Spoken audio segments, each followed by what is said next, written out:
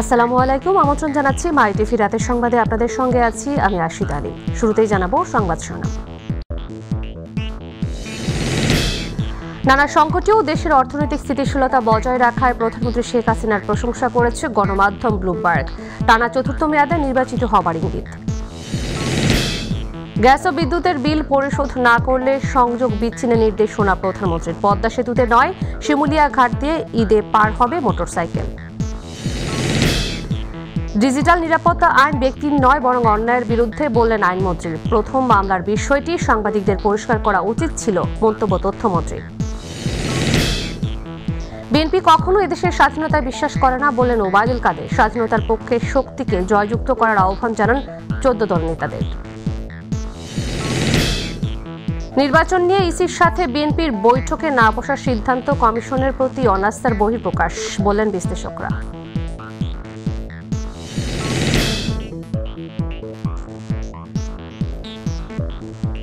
বলছিলাম সংবাদ শিরোনামগুলো, এবারে বিস্তারিত।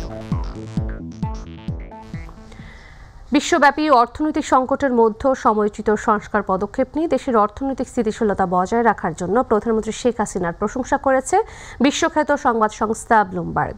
একই সঙ্গে বাংলাদেশের আগামী সাধারণ নির্বাচনে তার নেতৃত্বাধীন সরকার টানা চতুর্থ মেয়াদেও নির্বাচিত হবে বলে ইঙ্গিত দিয়েছে সংস্থাটি।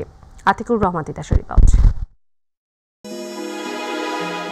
আগামী জাতীয় নির্বাচনের আগে অর্থনৈতিক স্থিতিশীলতা বজায় রাখতে বাংলাদেশের সময়োপযোগী সংস্কারের জন্য আইএমএফের ঋণ প্রাপ্তির পটভূমিতে ব্লুমবার্গ দুটি উপশিরোনাম সহ Bangladesh leader bets IMF mandated rigour will pay off in polls শিরোনামে এ নিবন্ধটি প্রকাশ করে। আন্তর্জাতিক অর্থ বিষয়ক এ সংবাদ সংস্থা নিবন্ধে লিখেছে, শেখ হাসিনা টানা চতুর্থ মেয়াদেও জয়ী হবেন বলে ধারণা করা হচ্ছে। একই সঙ্গে আইএমএফের পুরো তহবিল পেতে শেখ হাসিনাকে আরও সংস্কার করতে হবে বলেও পরামর্শ দেওয়া হয়েছে। নিবন্ধে বলা হয়, শেখ হাসিনা 2024 সালের জানুয়ারিতে অনুষ্ঠেয় জাতীয় নির্বাচনে টানা চতুর্থ মেয়াদে সম্ভাব্য জয়ী হওয়ার কারণ অর্থনৈতিক স্থিতিশীলতা নিশ্চিত করায় তার সাফল্য। এতে আরও বলা হয়, ব্যালট বাক্সে পরাজিত হবার ভয়ে বিশ্বজুড়ে সরকারি দলের নেতারা প্রায়ই আইএমএফের সঙ্গে সম্মত সংস্কার বাস্তবায়নে পিছিয়ে পড়েন, কিন্তু বাংলাদেশের প্রধানমন্ত্রী শেখ হাসিনা তাদের ব্যতিক্রম। তার দ্রুত আইএমএফ ম্যান্ডেটের বাস্তবায়নে দক্ষিণ এশিয়ায় দেশটি ঘুরে দাঁড়িয়েছে। যেখানে পাকিস্তান এখনও জ্বালানির ভর্তুকি নিয়ে দুরবস্থার মধ্যে রয়েছে, শ্রীলঙ্কায় স্থানীয় পৌরসভা নির্বাচন বিলম্বিত করেছে। গত জুলাই মাসে আইএমএফের সহায়তা চাওয়া দক্ষিণ এশিয়ার 3টি দেশের মধ্যে সবশেষ ছিল বাংলাদেশ। আতিকুর রহমান তিতাস, মাই টিভি।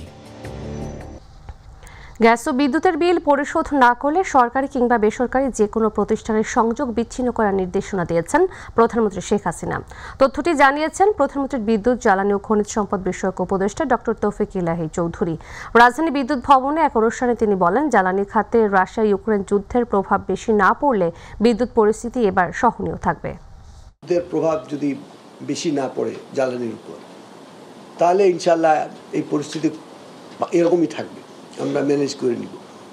কিছু আপনারা জানেন, কিছু এলএনজি স্পট মার্কেট থেকে কেনা হচ্ছে, আর লং টার্ম তো আমরা আনতেছি। এই মিলে আমরা ইনশাল্লাহ আশা করি যে যদি কোনো রকম, যেটা আগে প্রশ্ন হয়েছিল, যদি দামের খুব হেরফের না হয়, তাহলে আমরা এই ক্রাইসিস বা এই চ্যালেঞ্জ আমরা মিট করতে পারবো।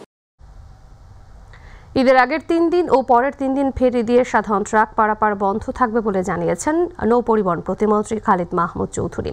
সচিবালয় এক সভা শেষে সাংবাদিকদের তিনি বলেন, ঈদের সম্ভাব্য তারিখ 22 এপ্রিল, 17 এপ্রিল থেকে 6 দিন পচনশীল পণ্যবাহী ট্রাক ছাড়া ফেরি দিয়ে সাধারণ ট্রাক ও কাভার্ড ভ্যান চলাচল বন্ধ থাকবে। পদ্মা সেতুর উপর দিয়ে মোটরসাইকেল চালানোর অনুমতি দেওয়া হবে না, তবে শিমুলিয়া ঘাট দিয়ে মোটরসাইকেল পারাপারের ব্যবস্থা থাকবে বলেও জানান মন্ত্রী।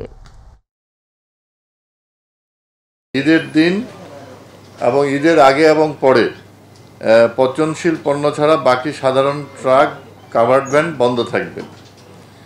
পদ্মা সেতুতে যেহেতু মোটরসাইকেল পারাপার নিষেধ, আমরা বিকল্প ব্যবস্থা করার জন্য প্রস্তুতি নিচ্ছি। যদি সফল হই, তাহলে শিমুলিয়া মাঝিরকান্দি আমরা একটা সার্ভিস চালু করতে পারব। আইনমন্ত্রী আনিসুল হক বলেছেন, কোনো ব্যক্তির বিরুদ্ধে নয়, ডিজিটাল নিরাপত্তা আইন অন্যায়ের বিরুদ্ধে। আর স্বরাষ্ট্রমন্ত্রী আসাদুজ্জামান খান কামাল বলেছেন, সাংবাদিক শামসুজ্জামানের বিরুদ্ধে বিভিন্ন স্থানে মামলা হয়েছে এবং আরও হচ্ছে। সাংবাদিককে প্রথম যে মামলায় আটক করা হয়েছে আইনশৃঙ্খলা বাহিনীর, তা পরিষ্কার করা উচিত ছিল বলে মন্তব্য করেছেন তথ্য ও সম্প্রচার মন্ত্রী হাসান মাহমুদ। সচিবালয়ে তারা এসব কথা বলেন। বিস্তারিত জানাচ্ছেন সাইদুর রহমান আবির। সচিবালয় সাংবাদিক নেতাদের সাথে এক অনুষ্ঠানে অংশ নিয়ে সাংবাদিক শামসুজ্জামানের গ্রেপ্তারের বিষয়ে প্রশ্নের জবাব দেন তথ্য ও সম্প্রচার মন্ত্রী ডক্টর হাসান মাহমুদ। অপরাধ আর সাংবাদিকতা এক জিনিস নয়। কোনো সাংবাদিক যদি অপরাধ করে তার কি শাস্তি হবে না? তাকে যখন গ্রেপ্তার করা হয় তার আগে কিন্তু মামলা হয়েছে, মামলা হওয়ার পরেই তাকে গ্রেপ্তার করা হয় এবং তাকে 24 ঘন্টার মধ্যে কোর্টেও প্রডিউস করা হয়েছে। এখন কোর্টে প্রথম আলো যে ব্যাখ্যা দিয়েছে, কোর্টে সেই ব্যাখ্যা দিবে, তারা কোর্ট সেটা বিচার করবে। সচিবালয়ে আইনমন্ত্রীর সাথে দেখা করতে আসেন স্বরাষ্ট্রমন্ত্রী আসাদুজ্জামান খান কামাল। দুই মন্ত্রীর বৈঠক শেষে সাংবাদিক শামসুজ্জামানের গ্রেপ্তার প্রসঙ্গে কথা বলেন তারা। ডিজিটাল সিকিউরিটি অ্যাক্টের যে মামলা হয়, এটার তথ্য উপাত্তেও কিন্তু সেই ক্লিপটার মধ্যেই ছিল। তো সেই ক্ষেত্রে এক্সামিনেশন করার জন্য পাঠানোর প্রয়োজন পড়ে না বলেই এই মামলাটা গ্রহণ করা হয়েছে। সিআইডি তাকে জিজ্ঞাসাবাদের জন্য নিয়েছিল। জিজ্ঞাসাবাদে তাকে ছেড়ে দেওয়ার পরে সে যখন আরও যে বেশ কয়েকটি মামলা বিভিন্ন স্থানে হয়েছে, সেই মামলাগুলিতে তাকে আবার পুনরায় অ্যারেস্ট করে। এটা সাংবাদিকদের বিরুদ্ধে নয়, এটা অন্যায়ের বিরুদ্ধে। আপনারা নির্ভীক সাংবাদিক আমি স্বীকার করি, এবং আপনারা যদি জনগণকে সত্য তথ্য প্রকাশ করেন, কোনো মতেই এই সরকার সাংবাদিকদের বাধা দেবে না। এদিকে জামিন আবেদন নামঞ্জুর করে সাংবাদিক শামসুজ্জামানকে কারাগারে পাঠানোর নির্দেশ দিয়েছেন আদালত। সাইদুর রহমান আবির, মাই টিভি, ঢাকা। বিএনপি কখনো এদেশের স্বাধীনতায় বিশ্বাস করে না মন্তব্য করে আওয়ামী লীগের সাধারণ সম্পাদক ওবায়দুল কাদের বলেছেন, তাদের মানসিকতা এখনও পরাধীনতার শৃঙ্খলে বন্দী। বঙ্গবন্ধুকে হত্যার মাধ্যমে স্বাধীনতা বিরোধী দলগুলোর সৃষ্টি উল্লেখ করে সংবিধান নিয়ে যারা কথা বলেন তাদের শাস্তি দাবি করেন 14 দলের সমন্বয় আমির হোসেন আমু। আগামী নির্বাচনে আবারও স্বাধীনতা বিরোধী শক্তিকে পরাজিত করে স্বাধীনতার পক্ষে শক্তিকে জয়যুক্ত করার আহ্বান জানান 14 দলের নেতারা। রাজধানী আয়োজিত আলাদা অনুষ্ঠানে এসব কথা বলেন তারা। আর জানাচ্ছেন রাকিব হাসান। মহান স্বাধীনতা ও জাতীয় দিবস উপলক্ষে রাজধানীর ইনস্টিটিউট অফ ডিপ্লোমা ইঞ্জিনিয়ার্স মিলনায়তনে আলোচনা সভার আয়োজন করে কেন্দ্রীয় 14 দল। বাংলাদেশকে 71-এর মুক্তিযুদ্ধের চেতনায় ফেরত যাওয়ার জন্য সেই যুদ্ধ এখনো চলছে। আমরা ক্ষমতায় আছি, কিন্তু যুদ্ধ থেমে থাকেনি। রাজনীতির মাঠ থেকে বিএনপি এখনো বিদায় নেয়নি, জামাত এখনো বিদায় নেয়নি। আমরা সমস্ত ষড়যন্ত্র ছিন্ন ভিন্ন করে আমরা এগিয়ে যাচ্ছি, দেশ এগিয়ে যাচ্ছে, আমরা আগামী দিনে এগিয়ে নিয়ে যাব। যখন কেউ বলে বাংলাদেশ বাই চান্স, আমার ঘৃণা হয়। যখন কেউ বলে অপরিণামদর্শী পরিণামের জন্য কাজের জন্য 25 মার্চের কালো রাত হয়েছে, আমরা কি অপারেশন সার্চ লাইটের ইতিহাস ভুলে গেছি? ইতিহাস বিকৃতির মধ্য দিয়ে বিএনপির রাজনৈতিক যাত্রা শুরু উল্লেখ করে আগামী নির্বাচনে পাকিস্তানের প্রেতাত্মাদের বিরুদ্ধে ঐক্যবদ্ধ প্রতিরোধ গড়ে তোলার আহ্বান জানান আওয়ামী লীগ নেতারা। এই ইতিহাসকে এখনো বিকৃত করার চেষ্টা করা হচ্ছে। জিয়া রহমানকে টেনে নিয়ে এসে স্বাধীনতার ঘোষক বানিয়ে বঙ্গবন্ধু সমপর্যায়ে আনার চেষ্টা করা হচ্ছে। ইতিহাসকে স্বীকার করতে চান না, মিথ্যা কথা বলেন। তারা অন্ধকারকে, জাতিকে অন্ধকারে রাখতে চান। তারা জ্ঞান পাবে, এদেরকে বাংলাদেশের মাটি থেকে বিতাড়িত করতে হবে। খেলোয়াড় হইলে মাঠে নামেন, মুক্তি ভোটে আসেন, ভোটে আইলে না আইয়া এমপি না হইলে ক্ষমতা গেলে কিভাবে যাবেন? জোর করে ক্ষমতা যাবেন নাকি? মগের মূল্য। যারা দেশের স্বাধীনতা সার্বভৌমত্ব নিয়ে কথা বলেন তাদের গ্রেফতারের দাবি জানান 14 দলের মুখপাত্র আমির হোসেন আমু। আজকে সংবিধান নিয়ে যারা কথা বলে তারা জাতীয় শত্রু। আমি বুঝতে পারি না, এত গ্রেপ্তার হয়, এত আইন হয়, কিন্তু কেন সংবিধানের বিরুদ্ধে কথা বলার জন্য সেই আইন এদেরকে গ্রেপ্তার করা হয় না? কেন আজকে যারা দেশের সার্বভৌমত্ব নিয়ে, অস্তিত্ব নিয়ে কথা বলে সেই আইনে কেন তাদের গ্রেপ্তার করা হয় না? কেন তাদেরকে সেই আইনে শাস্তি দেওয়া হয় না? লিখিত বিবৃতিতে আওয়ামী লীগের সাধারণ সম্পাদক ওবায়দুল কাদের মির্জা ফখরুল ইসলামের বক্তব্যে তীব্র নিন্দা জানিয়ে বিএনপি নেতাদের মানসিকতা এখনো পরাধীনতার শৃঙ্খলে বন্দী বলে মন্তব্য করেন। রাকিব হাসান, মাইটিভি, ঢাকা। গণতন্ত্র মুক্তির প্রার্থনায় সবাইকে অংশ নিতে আহ্বান জানিয়েছেন বিএনপি মহাসচিব মির্জা ফখরুল ইসলাম আলমগীর। রাজধানী গুলশানের একটি হোটেলে বিদেশি কূটনৈতিকদের সম্মানে আয়োজিত ইফতার অনুষ্ঠানে তিনি এ আহ্বান জানান। ইফতারে যুক্তরাষ্ট্র, যুক্তরাজ্য, রাশিয়া, কানাডা, ভারত সহ 23টি দেশের রাষ্ট্রদূত ও প্রতিনিধিরা অংশ নেন। ইফতার পূর্ব বক্তব্যে বিএনপি মহাসচিব বলেন, দেশি গণতন্ত্র, মানবাধিকার আইনের শাসন ফিরিয়ে আনার জন্য আন্দোলন করছে বিএনপি। এই আন্দোলন করতে গিয়ে দলের অসংখ্য নেতা কারাগারে রয়েছেন, গুম হয়েছেন। এছাড়া চলমান আন্দোলনে বিএনপির 17 নেতাকর্মী মারা গেছেন বলেও কূটনৈতিকদের জানান মির্জা ফখরুল।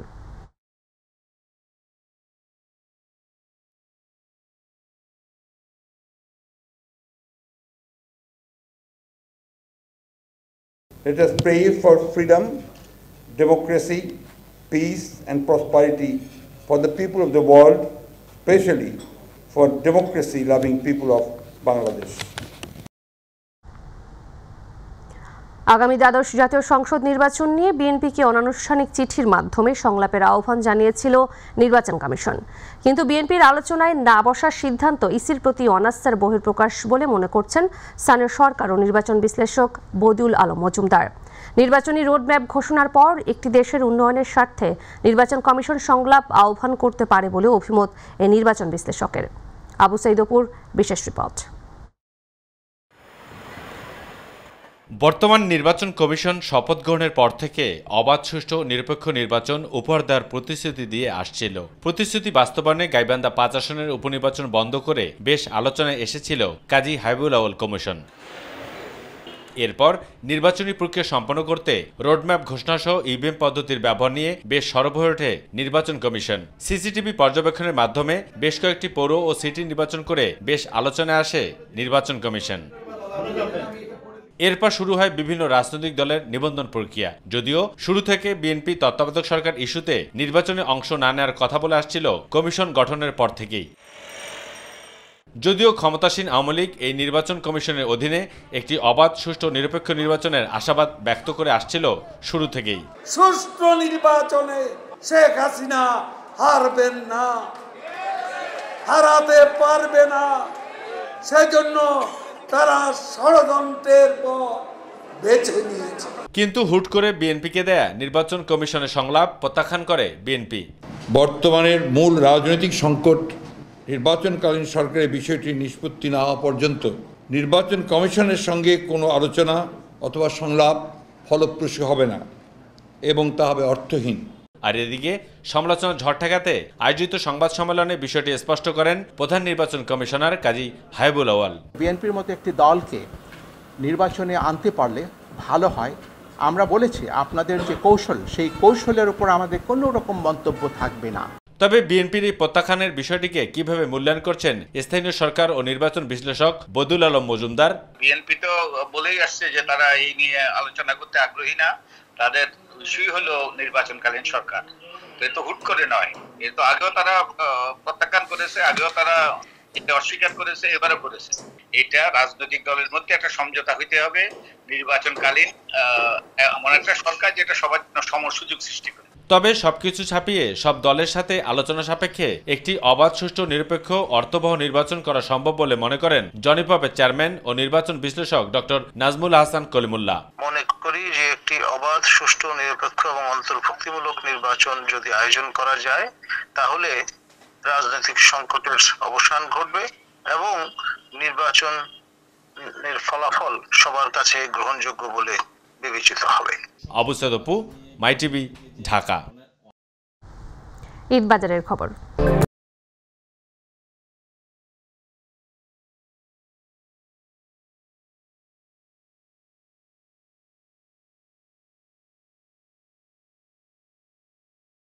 ঈদকে সামনে রেখে বাজারে এসেছে নতুন ডিজাইনের পোশাক। তবে সপ্তম রোজায়ও দেখা মিলছে না কাঙ্ক্ষিত ক্রেতার। ব্যবসায়ীরা বলছেন এখনও ঈদের কেনাকাটা শুরু করেননি ক্রেতারা, তবে শুক্রবার থেকে বিক্রি বাড়তে পারে বলে আশা বিক্রেতাদের। আমেনা হীরা রিপোর্ট। রমজানের সপ্তম দিন চলছে, কিন্তু এখনও জমে ওঠেনি ঈদের কেনাকাটা। অনেকটাই ফাঁকা রাজধানীর শপিং মলগুলো। রাজধানীর হাতিরপুলের ইস্টার্ন প্লাজা সুপারমার্কেট। ক্রেতাদের দৃষ্টি আকর্ষণ করতে প্রতিটি দোকানে উঠানো হয়েছে বাহারি ডিজাইনের পোশাক। নায়রা, গাউন, ডিভাইডার, সারারা সহ রয়েছে ছেলেদের প্যান্ট, শার্ট ও নকশি করা পাঞ্জাবি। বিশেষ করে নায়রা আসছে, তারপরে হচ্ছে লেহেঙ্গা, গাউন, এগুলোই চলতেছে। গাউন, ডিভাইডার, গাউনের মধ্যে আপনার হলো গাউন প্যাটার্নের মধ্যে গাউন আর কি, এই নিচে স্কার্ট, উপরে আপনার হলো ফুল স্লিভের মধ্যে। কিছু ক্রেতাদের দেখা মিললেও দরদাম করে কিনতে দেখা গেছে তাদের। অপেক্ষাকৃত বেশি দাম বেশি চাচ্ছেও, আমরা হয়তো বা তাদের সাথে বার্গেনিং করে কেনা হচ্ছে। গতবারের চেয়ে অপেক্ষাকৃত কিছুটা বেশি দাম। তো অনেক দোকানে অনেক ধরনের দাম বলছে, কিন্তু আমার কাছে মনে হচ্ছে যে একটু রেট বেশি বলা হচ্ছে। সবাই একটু সীমিতভাবে কেনাকাটা করছে। বিক্রেতারা জানান ঈদকে সামনে রেখে তাদের ব্যাপক প্রস্তুতি রয়েছে, তবে প্রস্তুতির তুলনায় এখনো আশানুরূপ ক্রেতা সমাগম নেই। সাপ্তাহিক ছুটির দিনে ঈদের বাজার জমে ওঠার প্রত্যাশা ব্যবসায়ীদের। আমেনা হীরা, মাই টিভি, ঢাকা। কুড়িগ্রামে এখনো জমে ওঠেনি ঈদ বাজার। কাপড়ের দোকান ও শপিং মলগুলো ক্রেতা শূন্য। বিক্রেতারা বলছেন অন্যান্য ঈদে রমজান মাসের প্রথম দিন থেকে ক্রেতা সমাগম থাকলেও এবার একেবারেই ভিন্ন রূপ। আর ক্রেতারা বলছেন পণ্যমূল্য ঊর্ধ্বগতি হওয়ায় কিছুটা সময় নিয়ে কেনাকাটার প্রস্তুতি নিচ্ছেন তারা। প্রতিনিধি আশরাফুল হক রুবেলের রিপোর্ট, জানাচ্ছেন জুবাইর রহমান।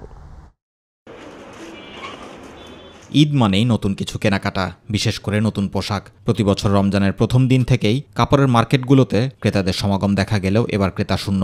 দোকানিদের ব্যস্ত সময় পার করার কথা থাকলেও অনেকেই অলস সময় পার করছেন। বিক্রেতারা বলছেন এবছর আশায় ছিলেন গত 2 বছরের লোকসান কাটিয়ে উঠবেন, এজন্য বিনিয়োগ করেছেন বেশি, কিন্তু মার্কেটে ক্রেতা না থাকায় একরকম হতাশায় দিন পার করছেন তারা। এবছরে কেন জানি মনে হচ্ছে যে মার্কেট ফল করছে না, লোকজন নেই, একদম বসে আছে। এবারে আমাদের কুড়িগ্রামে ঈদের ব্যবসার অবস্থা খুবই খারাপ। দাম বেশি হয়েও মালও যোগান দিতে হচ্ছে, কিন্তু কাস্টমারও ওইভাবে কাস্টমার নেই। কুড়িগ্রামের প্রাণকেন্দ্র কেন্দ্রীয় বাজারে কিছু ক্রেতা দেখা গেলেও তারা বলছেন পণ্যের দাম বেশ চড়া, আয় ব্যয়ের মধ্যে সমন্বয় করে দেখে শুনে কেনার চেষ্টা তাদের। গতবারের তুলনায় এবার দাম একটু বেশি, মিডিয়ামের মধ্যে সবার জন্য ম্যানেজ করে আর কিনতে হচ্ছে। তারপরেও তো কিনতে হবে, না কিনলে তো ঈদ জমবে না। বিক্রেতারা সকল পণ্যের মূল্য বেশি হওয়াকে এ অবস্থার কারণ বলে মনে করছেন এবং আশা করছেন আগামী কয়েকদিনের মধ্যে ক্রেতা সমাগম ঘটবে, মুখরিত হবে মার্কেট ও শপিং মলগুলো। 10-12 রমজানের মধ্যে আমরা বেচাকেনা হয়তোবা করতে পারবো। জুবাইর রহমান, মাই টিভি নিউজ। নিচে একটি বিরতি, ফিরে অন্যান্য সংবাদের সঙ্গে আরো যা থাকছে। রমজানের সারা দেশে ভোক্তা সংরক্ষণ অধিদপ্তরের বিশেষ অভিযান, ভেজাল পণ্য বিক্রিতে জরিমানা।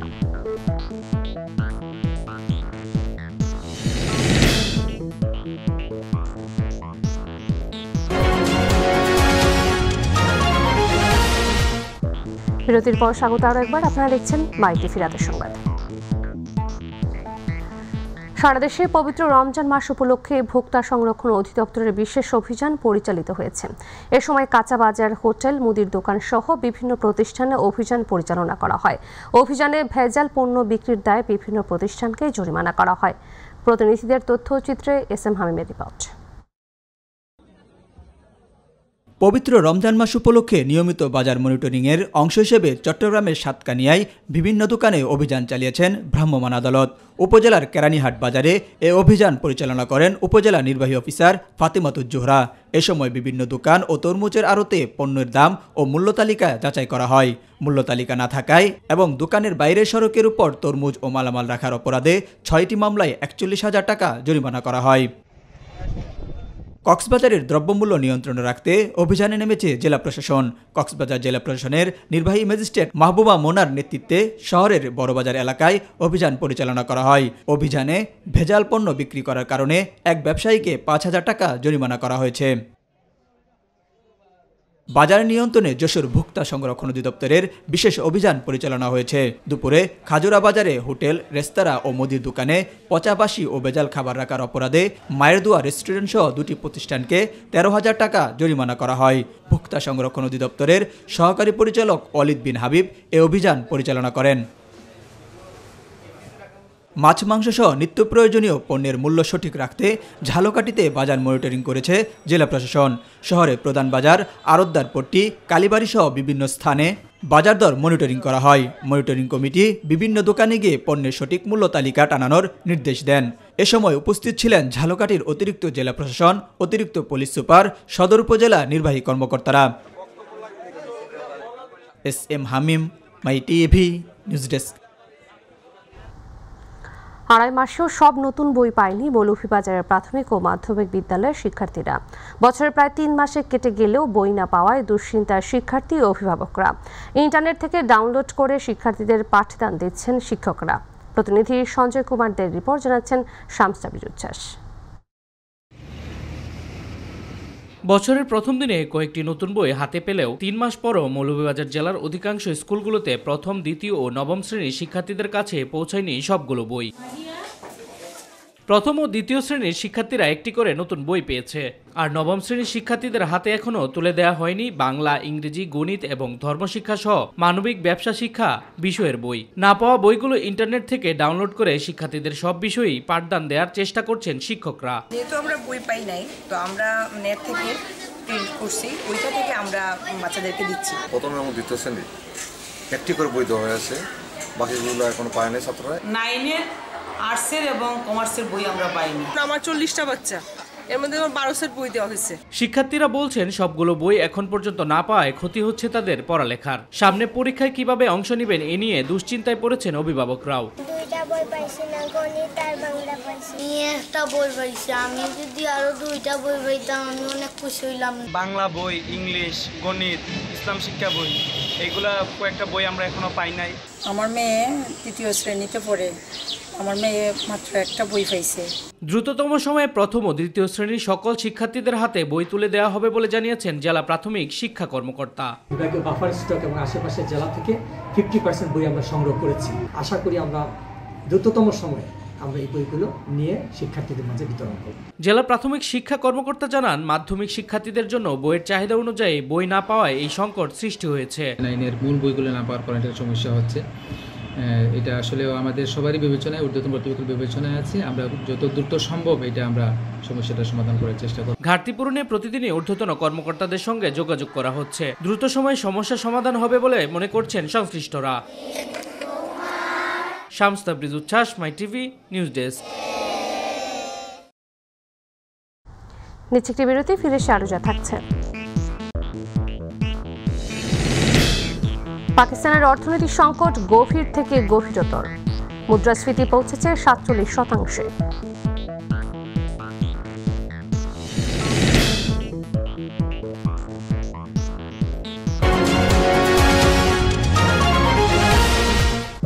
বিরতির পর স্বাগত আরো একবার, আপনারা দেখছেন মাই টিভি রাতের সংবাদ।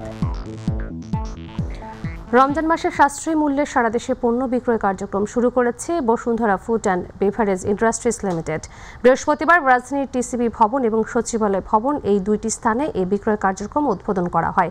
টিসিবি ভবনের সামনে এই বিক্রয় কার্যক্রম উদ্বোধন করেন জাতীয় ভোক্তা অধিকার সংরক্ষণ অধিদপ্তরের মহাপরিচালক AHM শফিকুজ্জামান।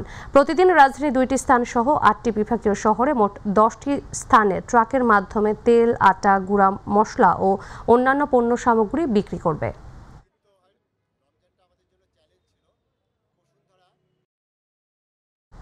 প্রবাসের সংবাদ।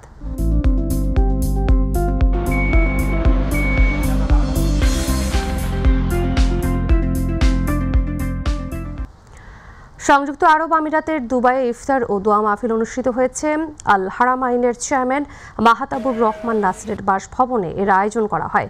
ইফতার ও দোয়া মাহফিলের প্রধান অতিথি ছিলেন আমিরাতে নিযুক্ত বাংলাদেশের রাষ্ট্রদূত আবু জাফর। এ সময় দুবাই কনসুলেটের consul general BM Jamal Hossain, commercial councillor Kamrul Hasan, Dubai business কাউন্সিলের সিনিয়র সহসভাপতি আয়ুব আলী বাবুর সহ আরও অনেকে উপস্থিত ছিলেন।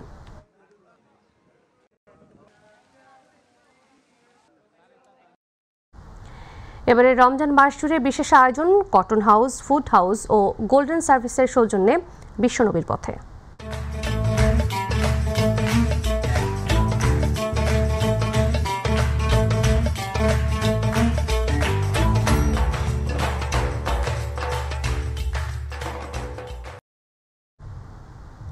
চলছে পবিত্র রমজান মাস, মুসলিম উম্মার বিশেষ গুরুত্বপূর্ণ একটি মাস। পবিত্র এই মাসেই কোরআন নাজিল হয়েছিল, যা সর্বশ্রেষ্ঠ সর্বশেষ আসমানি কিতাব। আর পবিত্র কোরআন নাজিল হয়েছিল বিধায় এই মাস মুসলিম উম্মার জন্য সর্বশ্রেষ্ঠ ও তাৎপর্যপূর্ণ। আব্দুল হালিম নিহনের প্রতিবেদন। নবুয়ত লাভের প্রায় 3 বছর আগ থেকে মহানবী সাল্লাল্লাহু আলাইহি সাল্লামের ভেতর নির্জন প্রিয়তা তৈরি হয়। তিনি হেরা গুহায় ইবাদত ও ধ্যান করতেন। মক্কা থেকে 2 মাইল দূরে অবস্থিত এই গুহার দৈর্ঘ্য ছিল 4 গজ এবং প্রস্থ ছিল 2.25 গজ। খাদিজা রাদিয়াল্লাহু আনহু কখনো কখনো রাসূল সাল্লাল্লাহু আলাইহি সাল্লামের সঙ্গী হতেন। রাসূলুল্লাহ সাল্লাল্লাহু আলাইহি সাল্লামের জন্য খাবার নিয়ে যেতেন। এ সময় রাসূলুল্লাহ সাল্লাল্লাহু আলাইহি সাল্লাম ইবাদত বন্দেগীতে ব্যস্ত থাকতেন এবং পবিত্র এই রমজান মাসেই কোরআন নাজিলের সূচনা হয়। আল্লাহ বলেন, রমজান মাস, এতে মানুষের দিশারি এবং সৎ পথের সুস্পষ্ট নিদর্শন ও সত্য স্বার্থের পার্থক্যকারী রূপে কোরআন অবতীর্ণ হয়েছে। রাসূল সাল্লাল্লাহু আলাইহি সাল্লাম বলেন, কোরআন আওলাই আল্লাহওয়ালা এবং আল্লাহর খাস পরিবারভুক্ত। যে অন্তরে কোরআন নেই তা যেন পরিত্যক্ত বিরান বাড়ি। হাসরের বিচারে দিনে কোরআন আওলার পক্ষেই বা বিপক্ষে সাক্ষী হবে। আল্লাহ তাআলা বলেন, রমজান মাস, যে মাসে নাজিল করা হয়েছে আল কোরআন, যা মানুষের জন্য হিদায়াত রূপে এবং পথ নির্দেশনার প্রমাণ ও সত্য মিথ্যা পার্থক্য নির্ণয়কারী হিসেবে।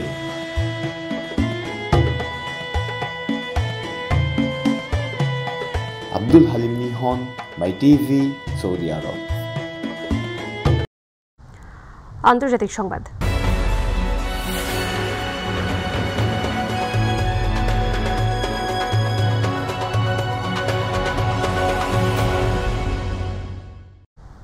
পাকিস্তানের অর্থনৈতিক সংকট গভীর থেকে গভীরতর হয়েছে।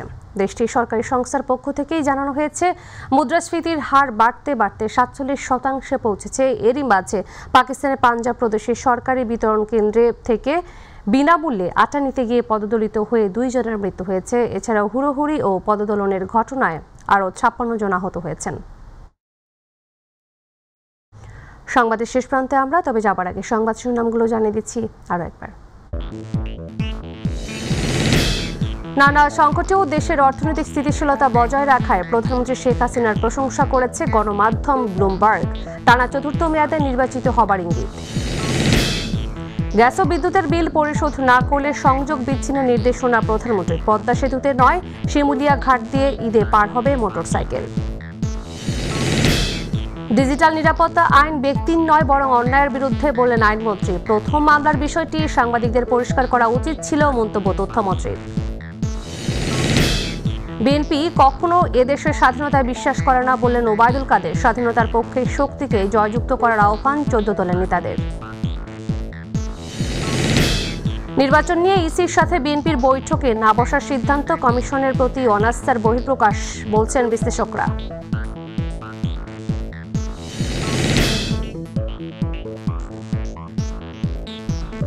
প্রিয় দর্শক, ধন্যবাদ সাথে থাকার জন্য। এছাড়া ইউটিউবে মাই টিভির সংবাদ পেতে ভিজিট করুন youtube/mytvbdnews এবং আমাদের সকল অনুষ্ঠান দেখতে ভিজিট করুন youtube/mytvbangla ও facebook/mytvbangla। আমাদের পরবর্তী সংবাদ রাত 12টা 30 মিনিটে দেখার আমন্ত্রণ জানিয়ে বিদায় নিচ্ছি। আমি আরশিদা আলী। আল্লাহ হাফেজ।